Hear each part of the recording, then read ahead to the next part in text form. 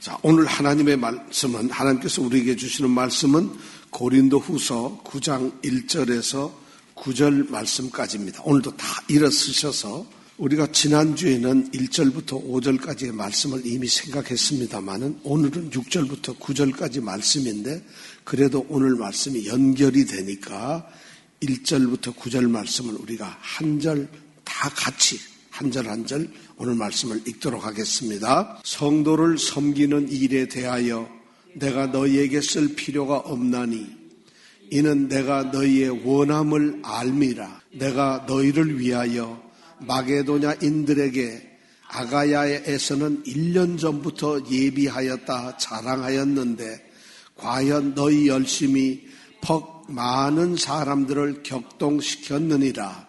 그런데 이 형제들을 보낸 것은 이 일에 너희를 위한 우리의 자랑이 헛되지 않고 내 말한 것 같이 준비하게 하려 함이라. 혹 마게도냐인들이 나와 함께 가서 너희의 준비치 아니한 것을 보면 너희는 고사하고 우리가 이 믿었 것에 부끄러움을 당할까 두려워하노라. 이러므로 내가 이 형제들로 먼저 너희에게 가서 너희의 전에 약속한 연보를 미리 준비케 하도록 권면하는 것이 필요한 줄 생각하였노니 이렇게 준비하여야 참 연보답고 억지가 아니니라. 이것이 곧 적게 심는 자는 적게 거두고 많이 심는 자는 많이 거둔다 하는 말이로다. 각각 그 마음에 정한 대로 할 것이요 인색함으로나 억지로 하지 말지니 하나님은 즐겨내는 자를 사랑하시느니라. 하나님이 능히 모든 은혜를 너희에게 넘치게 하시나니 이는 너희로 모든 일에 항상 모든 것이 넉넉하여 모든 착한 일을 넘치게 하게 하려 하심이라. 기록한 바 저가 흩어 가난한 자들에게 주었으니 그의 의가 영원토록 있느니라 함과 같으니라. 아멘. 긴 성경인데 함께 크게 읽어주셔서 감사합니다. 집에서도 어디서도 하나님 말씀을 우리가 아무리 길어도 읽어야 되고 아무리 지루해도 읽어야 되고 아무리 알지 못해도 읽어야 됩니다. 하나님께서 우리에게 말씀하셨기 때문에 그렇습니다. 자, 오늘 말씀은 이렇습니다. 5절 이 제일 끝에 보니까 이렇게 기록되어 있어요. 이렇게 준비하여야 참 연보답고 억지가 아니니라. 지금 바울이 고린도 교회 성도들에게 그렇게 얘기를 하고요. 이렇게 준비를 해야만이 이게 참 연보가 되는 것이고 억지로 하는 연보가 아니라는 것이에요. 자, 이 말을 왜 하느냐면 이 고린도 교회 성도들이 참된 연보를 하게 하기 위해서 3명의 이 대표자를 보낸다는 것이에요.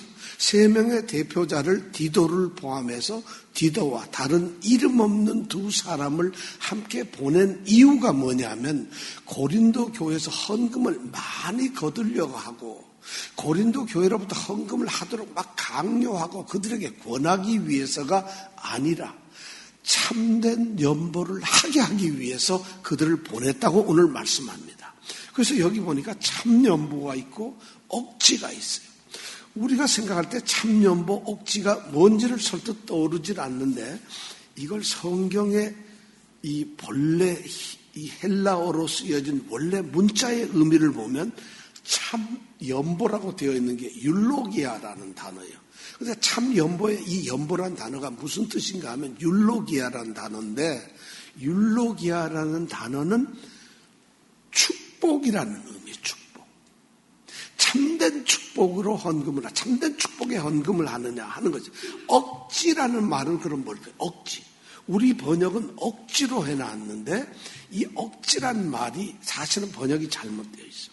이 억지라는 단어가 본래 뭐냐면 플레넥시아라는 단어인데 이 플레넥시아라는 단어는 억지라는 의미가 아니고 본래 이 단어의 뜻은 탐심이란 말이에요. 탐심. 그러니까 참 연보와 억지를 비교하는 이 말을 정확하게 그 문자적으로 해석하면 축복의 헌금을 하느냐 탐심의 헌금을 하느냐 여러분 헌금을 하는데 자 축복의 헌금을 하는 게 좋겠어요? 탐심의 헌금을 하는 게 좋겠어요? 바로 축복의 헌금인 참 연보를 헌금을 하게 하기 위해서 3명의 형제들을 보냈다는 것이에요. 헌금다운 헌금을 한다는 거예요. 그 이름에 걸맞는 정말 합당한 헌금을 참 연보라고 바울은 표현했어요. 자, 그렇다면 참 연보, 정말 헌금다운 행동은 헌금을 한다면 어떻게 해야 될까요? 우리는 헌금 얘기만 하면 굉장히 긴장이 됩니다. 왜냐하면 세상에 다른 거는 다 시간을 내달라면 돈이 아니니까 내줄 수도 있고, 내 재능을 내달라면 노래도 하고 봉사도 하고 다 할 수 있는데, 내 주머니에 걸 내달라면 조금 이건 좀 생각이 달라지잖아요. 그래서 이 헌금의 얘기만 하면 갑자기 긴장이 되고 고개를 숙이면서 무슨 얘기를 할까? 성경은 뭐라고 할까를 우리가 듣게 됩니다. 오늘 여러분들이 오늘 참 연보에 대해서 어떻게 하는 것인지, 왜 그렇게 해야 되는지, 그것이 진정한 의미가 뭔지를 오늘 말씀을 통해서 6절부터 9절을 통해서 우리가 알기를 원합니다. 그래서 다른 분들에게, 오는 헌금 생활하는 스스로에게 담대하게 말씀에 입각한 헌금 생활이 이루어질 수 있도록, 다른 사람들에게도 그렇게 권면할 수 있도록 헌금에 대해서 우리가 생각을 해봅니다. 자, 그러면 참된 연보를 한다는 것이 뭘까요? 참된 헌금을 한다는 것이, 바울은 6절에서 그 참된 연보를 해야 하는, 어떻게 해야 하는 건가를 설명하기 위해서 농부들이 농사를 짓는 그런 일을 비유로서 설명을 하고 있어요. 자, 6절에 뭐라고 설명을 하고 있는가? 한번 같이 읽어볼까요? 시작. 이것이 곧 적게 심는 자는 적게 거두고 많이 심는 자는 많이 거둔다 하는 것입니다. 오호, 성경을 많이 하라는 얘기라구나. 참 연보는 많이 하는 것이다. 여러분 이렇게 생각하면 잠깐 마음을 지우세요. 딜리트 하세요. 그게 아닙니다. 이 말의 뜻이 전혀 그게 아니에요. 이 말은 정확하게 의미하면 뭐냐면 네가 심은 대로 거둔다는 것이에요. 이 말이 하는 의미는 심은 대로 거두는 거예요. 작게 심으면 적게 거두는 거고, 많이 심으면 많이 거둔다는 이런 의미로 했어요. 그러니까 심는 것과 거두는 것이 서로 연결이 되어 있다는 것이에요. 적게 심고 많이 심는 것은 적게 거두고 많이 거두는 것과 서로 상관관계가 있다.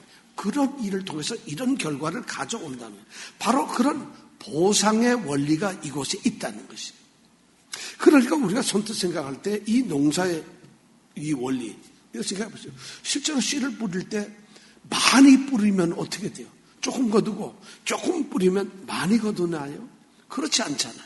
많이 뿌리면 많이 거두는 것이고 적게 뿌리면 적게 거두는 것이에요. 이런 원리를 우리에게 얘기를 해주고 있어요.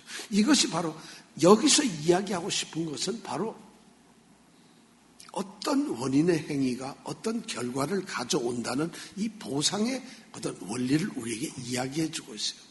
그런데 사실 이 말을 우리가 딱 이 말씀을 6절 말씀을 읽으면서 우리는 이런 생각을 합니다.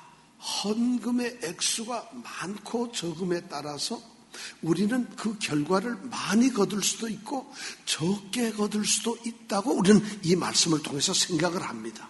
오늘 이 말씀의 의미가 헌금 액수에 대해서 이야기를 하고 있구나라고 우리는 생각할 수 있어요. 그래서 이거 많이 거두려면 많이 내야 되겠구나. 이 말을 하고 있다고 우리 생각을 하고 있는데 전혀 그게 아니에요. 이 말의 뜻은.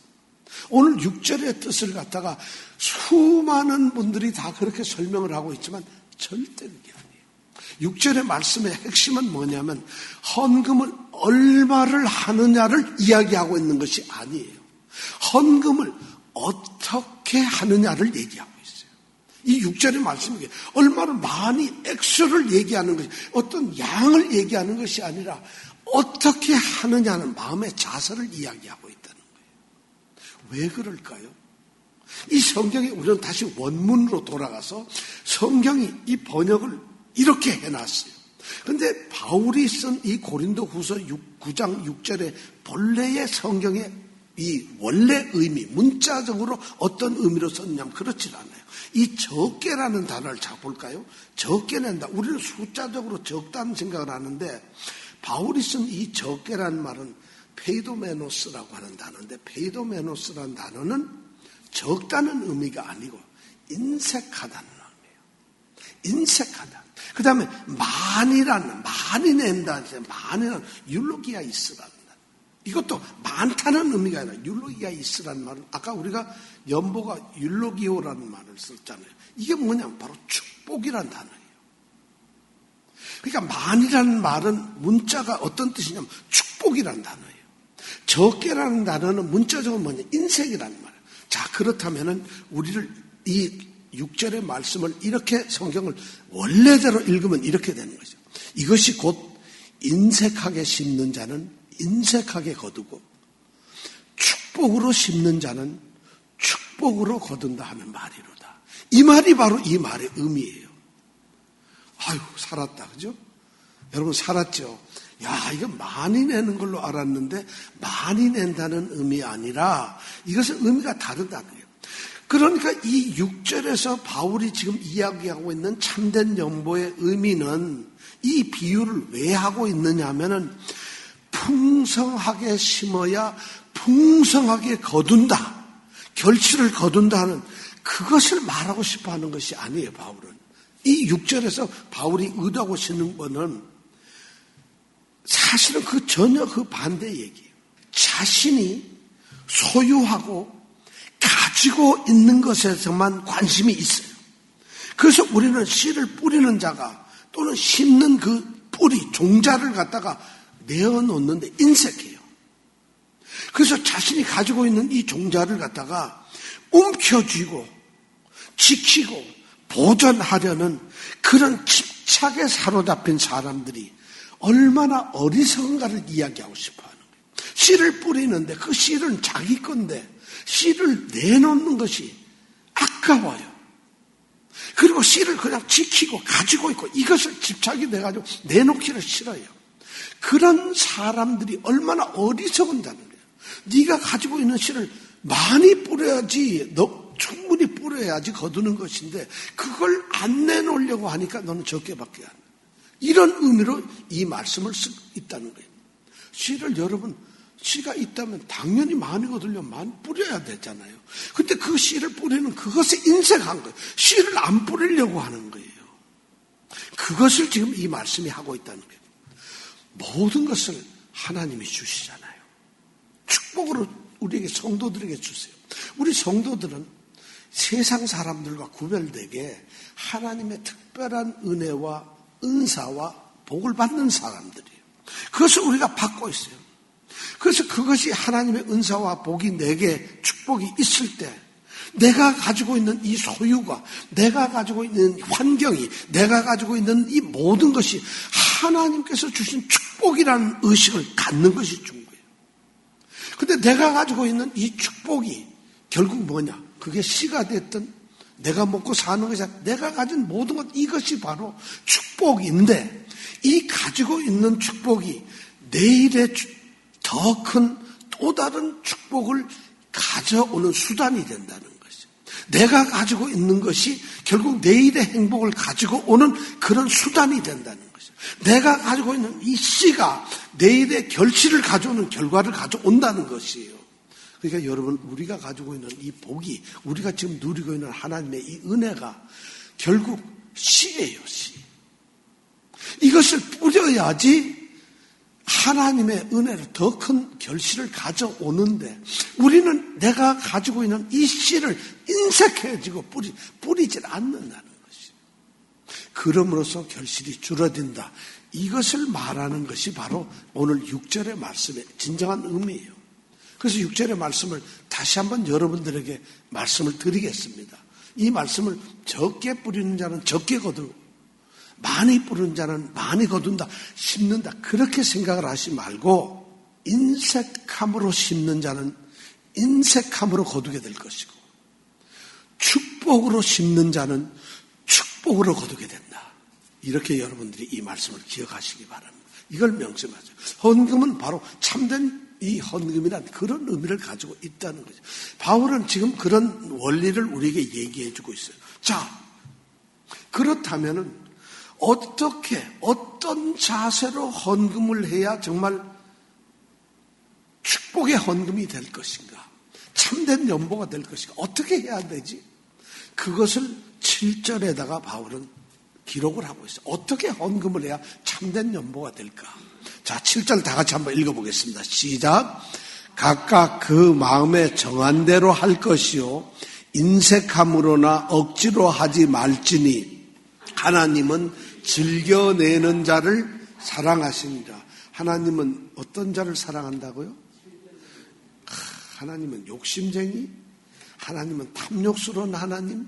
하나님은 뭔가 가져보고 많이 내는 편애적인, 조금 내면 싫어하고 많이 내고 즐겨내는 사람은 좋아하고 이런 건가요? 이게 그런 말로 쓰였을까요? No. 그런데 우리는 이렇게 생각을 하기 시작해요. 아유, 하나님께 막 내고 기뻐하면 하나님이 너무 좋아하시질 않아요. 하나님 이 말의 의미가 그런 것이 아니라는 거죠. 자, 여기에 보면은 굉장히 중요한 세 가지, 이 어떻게 내는 거죠. 어떠한 자세로 헌금을 해야 하는 건 세 가지 중요한 원리를 우리에게 기록을 해주고 있어요. 바울이 지금 고린도 교회에 너희들 참연보를 해야 되는데, 참연보라는 것은 아까 얘기한 인색함으로 심는 것이 아니고 축복으로 심는 것이야. 그걸 어떻게 하는 건지 내가 말을 해주겠다는 것이 바로 7절이에요. 첫 번째 원리가 뭐냐면 각각 뭐라고 돼 있죠? 그 마음에 정한 대로 해야 된다는 거죠. 각각이라는 건 우리 성도 한 사람 한 사람, 이 집사님, 김 집사님, 박 집사님, 최 장로님, 고장로님, 누구든지 좋아요. 각각이 어떠냐면 그 마음에 정한 대로 한다는 거죠. 헌금은 말이죠, 충동적으로 하는 것이 아니에요. 헌금은 갑자기 뭐가 생겨서 하는 게 아니라 마음에 정한 대로 한다는 것이에요.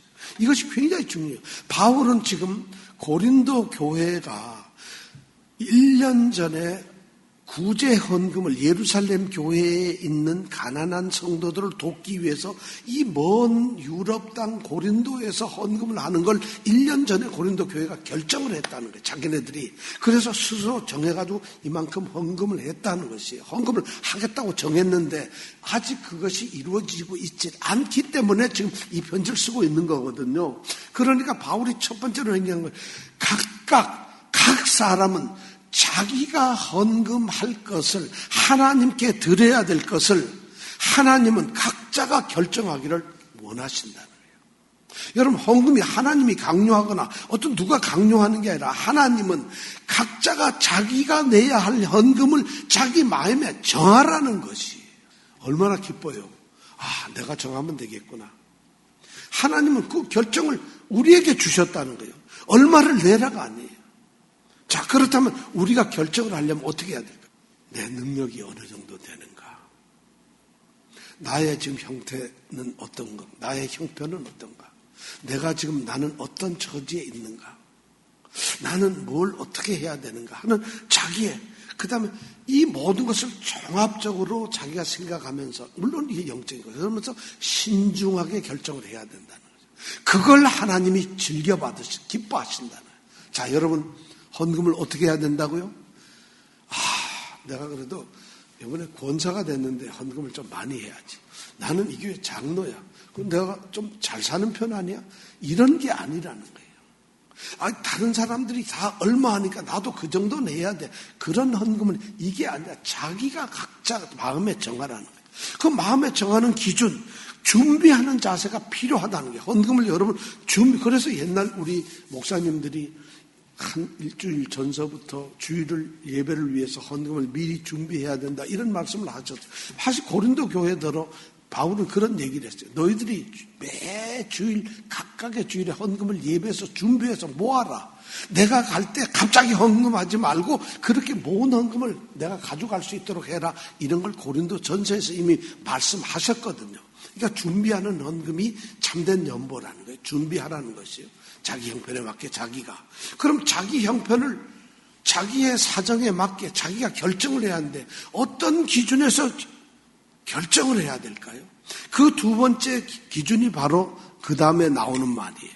인색함으로나 억지로 하지 말라는 거예요. 자기의 형편이 이런데 내가 은퇴하면 어떡하지? 내 노년을 생각해야지. 내가 아프면 어떡해? 내가 일을 하지 않으면 어떡해? 갑자기 내 사업이 잘 안 되면 어떡해? 내가 무슨 일이 생기면 어떡해? 내가 이 돈을 어떻게 모은 것인데? 그런 생각을 하면서 인색함이 거기에 들어가지 않게 결정을 하라는 거예요. 그 다음에 억지로, 아까 말한 억지로도 결정하지 말라는 거예요. 자, 인색하지도 억지로도 안 해요. 우리는 사실 노년을, 은퇴 후를 준비하면서 젊은 시절을 보내요. 근데 그리스도인들은 노년을 준비하면서 사는 사람들이 아니에요. 노년이 아니라 죽음 그 이후를 준비하면서 사는 사람들이에요. 여러분, 우리 그리스도인들은요, 늙으면 어떻게 잘 살지? 이건 세상 사람들이 하는 거예요. 왜냐? 그들은 죽음이 두렵거든요. 죽음 위에 겠습니까? 우리 그리스도인들은 늙어서 어떻게 사나 편안하나? 이건 세상 사람의 걱정이에요. 우리 그리스도인들의 신앙인으로서 오늘 바른 자세는 죽음 이후에 우리는 어떻게 될까를 준비하는 거예요. 믿음으로 우리는 구원을 받았잖아요. 그럼 죽고 나서 죽고 난 다음에 우리가 어떻게 되는가? 이게 더 중요한 거예요. 근데 정작 사람들은 노년 프로그램, 세상은 노년 프로그램에 대해서 우리를 유혹하고 돈이 얼마 있어야 되고 매달 얼마를 벌어야 되고 건강보험은 인슈런스는 어떻게 되고 이런 걸로 우리를 갖다가 준비토록 하는데 세상은 그래야 되지만 그것이 필요하지만 진정한 그리스도인들은 죽음 이후를 준비하는 것이에요. 사울을 혹시 여러분 준비해 보셨어요? 아이고, 무덤 여러분, 웃기지 마세요. 무덤을 준비하는 게 내 죽음을 준비하는 게 아니잖아요. 그죠? 그럼 우리는 죽음 이후를 준비하는 것이에요. 그렇다면 헌금도 마찬가지예요.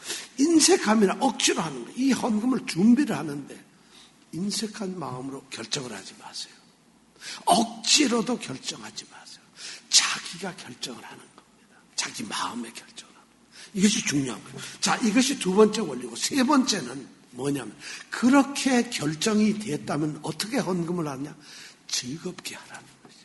내가 결정을 하고 내가 인색하지도 않았고 내가 억지로도 아니고 그리고 내 형편에 따라서 내가 결정을 해서 이것을 하나님께 드리기로 했다면 헌금이라면 기쁘게 드리라는 거예요.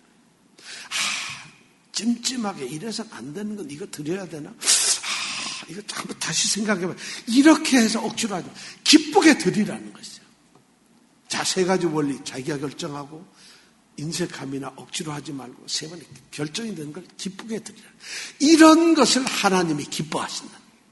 하나님이 그런 것을 사랑하신다. 이 사랑한다는 게 말에는 어떤 의미가 들어있냐면 그렇게 결정하는 것이 참 연보고 그런 헌금을 하나님이 인정을 하신다.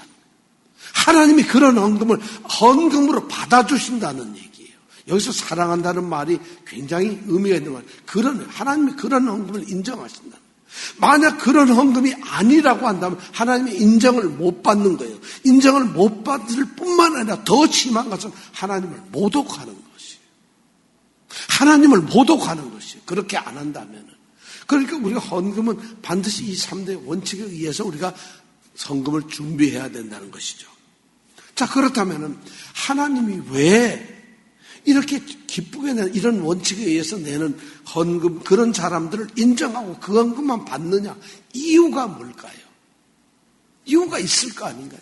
그 이유가 바로 8절에 있는 말씀에서 나옵니다. 자, 8절 한번 우리가 같이 또 읽어보겠습니다. 시작.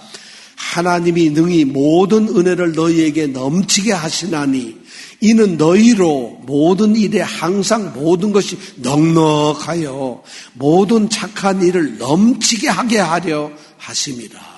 이 말씀 여러분, 이 말씀만 달달 외워도 여러분들 마음이 평안할 거예요. 여러분, 이 말씀을 너무 좋은 말씀 한 번 더 우리가 읽어보겠습니다. 시작.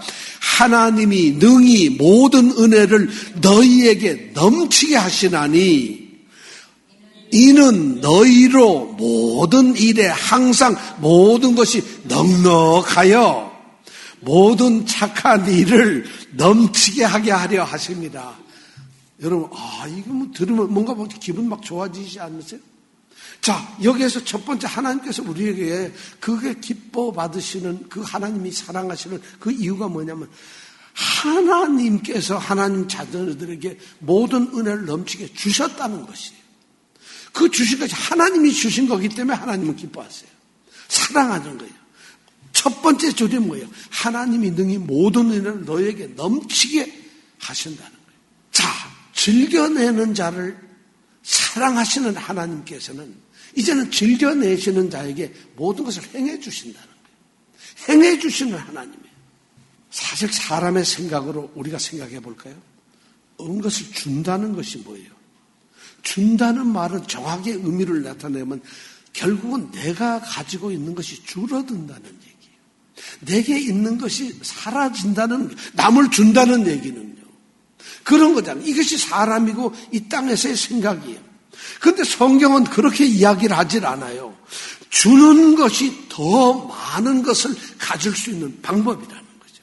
주는 것이 오히려 더 많이 얻게 되고 더 많이 갖는 방법이라는 것을 이 헌금을 통해서 우리에게 얘기를 해주고 있어요. 왜 그럴까요?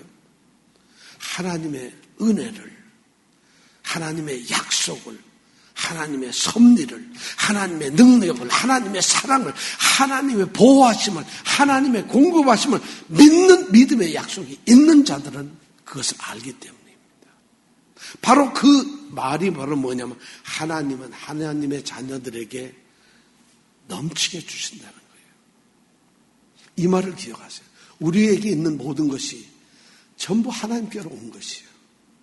하나님이 주신다는 거예요. 하나님이 모든 것을 주세요.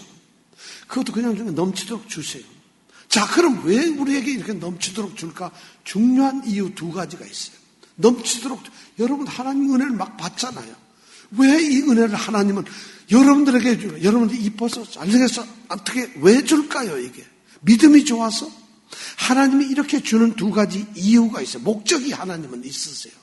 첫 번째가 뭐냐면 8절에 보니까 너희로 모든 일에 항상 모든 것이 넉넉하게 하려는 거예요. 우리가 넉넉하게 모든 일에 모든 것이 항상 넉넉하게 하기 위해서 하나님이 공급하시는 거예요. 감사하지 않으세요? 하나님 이거 좀 부족한데요. 이거 좀 적어요. 하나님께서 넉넉하게 주셨어요. 이것이 첫 번째, 우리로 좀 넉넉하게 살게 해주신 거예요. 자, 두 번째 목적은 뭐냐면 그 다음에 나와요. 뭐냐면 모든 착한 일을 넘치게 하게 하려고, 착한 일을 넘치게 막 하게 하려고 일부러 우리에게 주셨다는 거예요. 하나님께서 모든 걸 주신다는 거예요.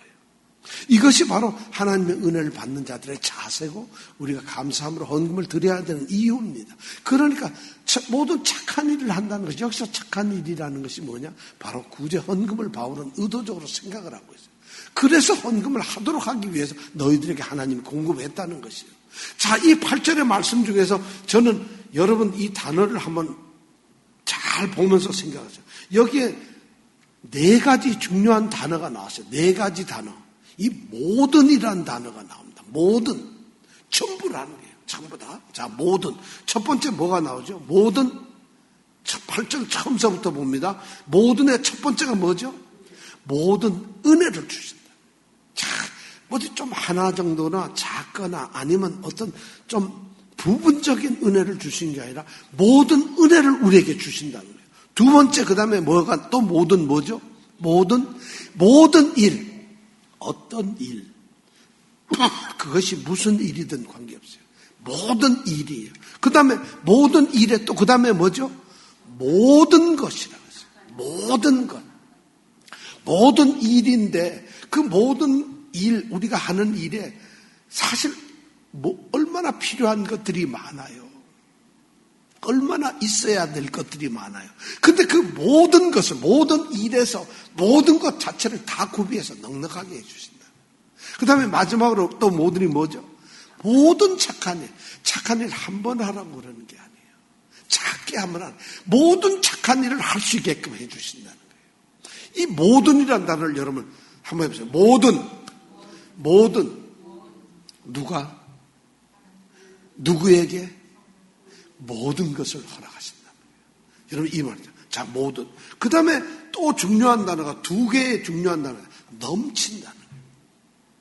야, 모든도 좋아 죽겠는데 넘쳐요. 모든 걸 주는데 넘치도록 주신다. 자, 첫 번째는 뭐를? 모든 은혜를 넘치게 주신다.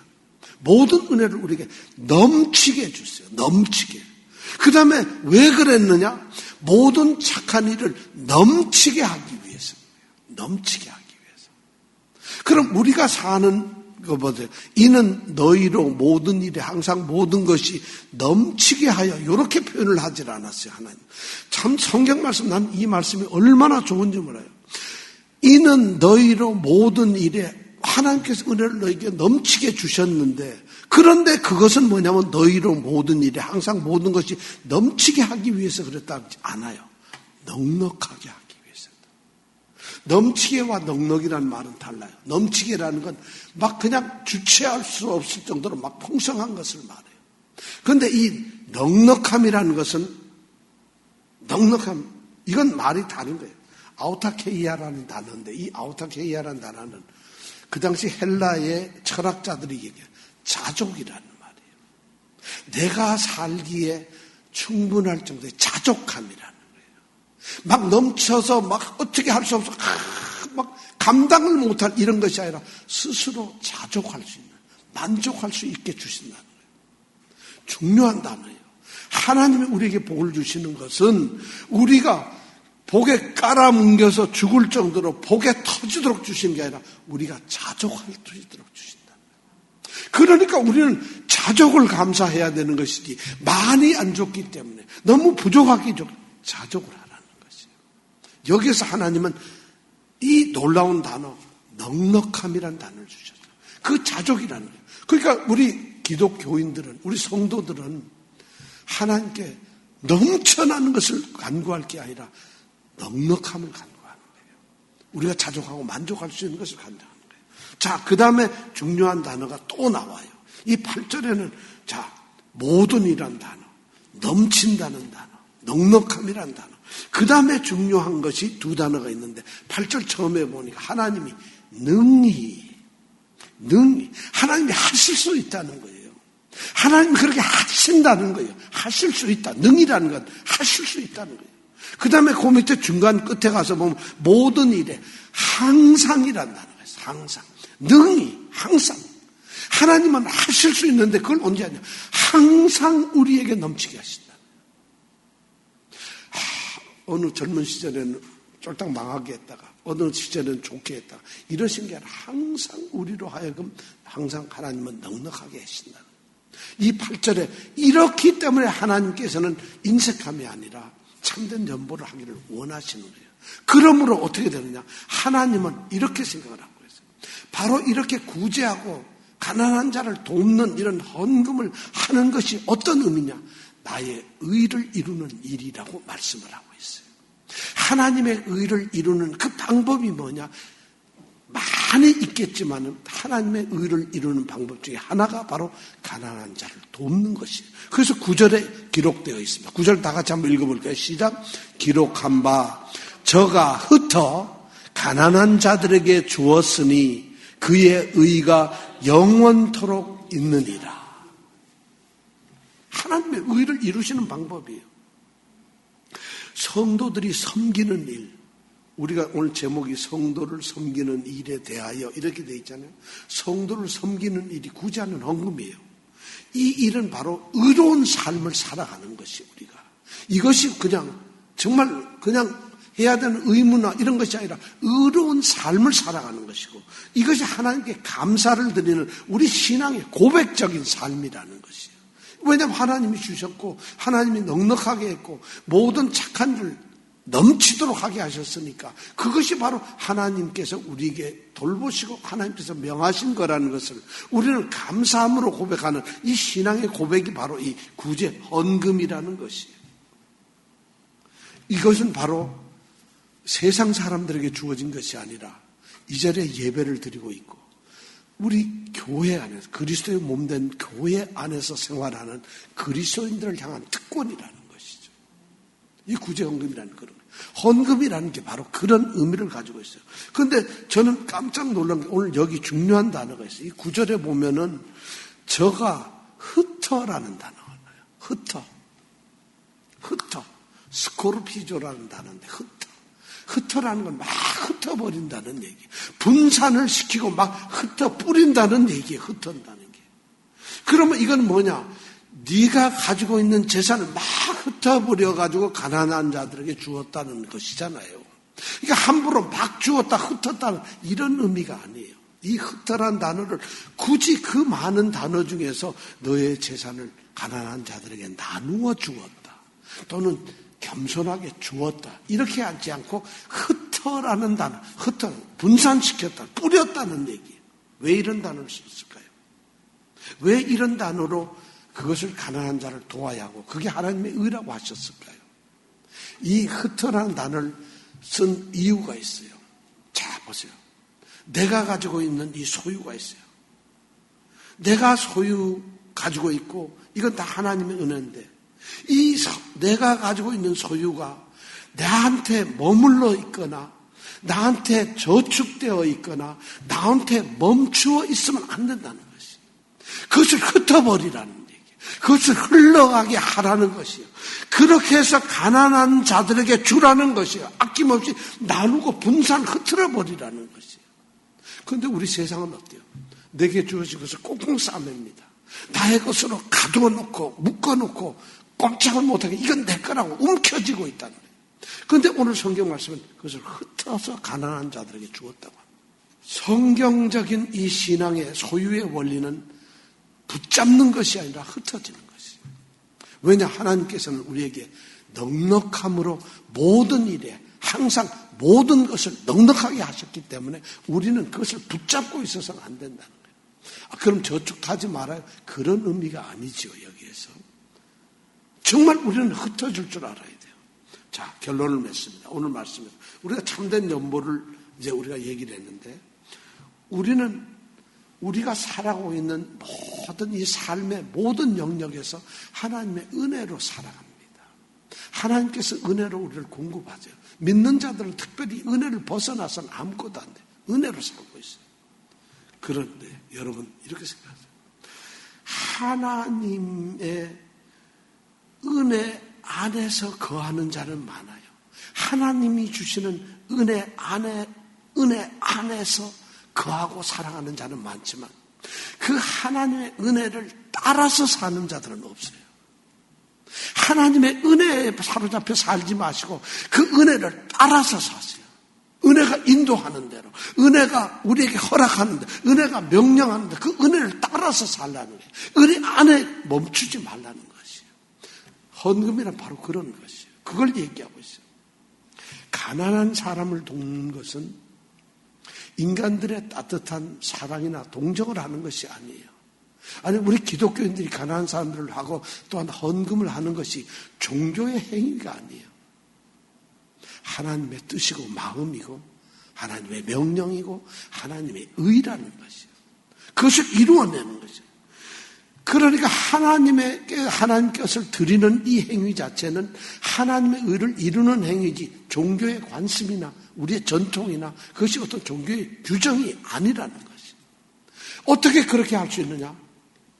하나님의 약속을 믿는 자들, 하나님께서 모든 것을 책임지신다는, 하나님은 하실 수 있다는 것을, 하나님은 우리를 사랑한다는 것을, 하나님 믿는 자들에게 하나님은 할 수 있도록 모든 것을 허락하신다는 그 하나님의 모든 것을 믿는 자만이 할 수 있는 것이에요. 우리가 하나님을 믿는 자로서 이런 헌금의 생활도 그대로 연결되기를 바랍니다. 하나님은 바로 그런 사람들을 사랑하신다고 오늘 7절에서 말씀하셨어요. 이 은혜가 우리에게 넘치기를 간절히 원합니다. 기도하겠습니다.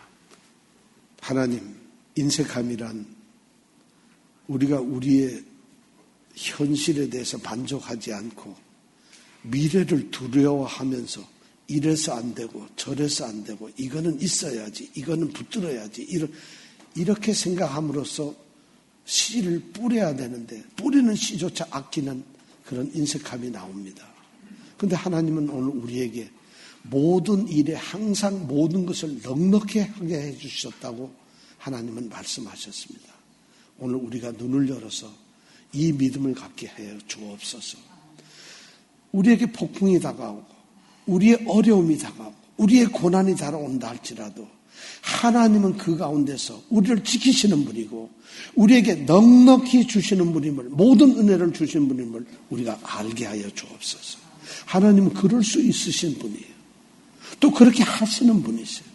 이제 우리가 하나님의 능력과 하나님의 역사와 하나님의 사랑하심을 믿고 정말 하나님 안에서 하나님의 은혜를 따라서 살아가는 귀한 성도가 되게 하여 주옵소서. 예수님 이름으로 기도드립니다.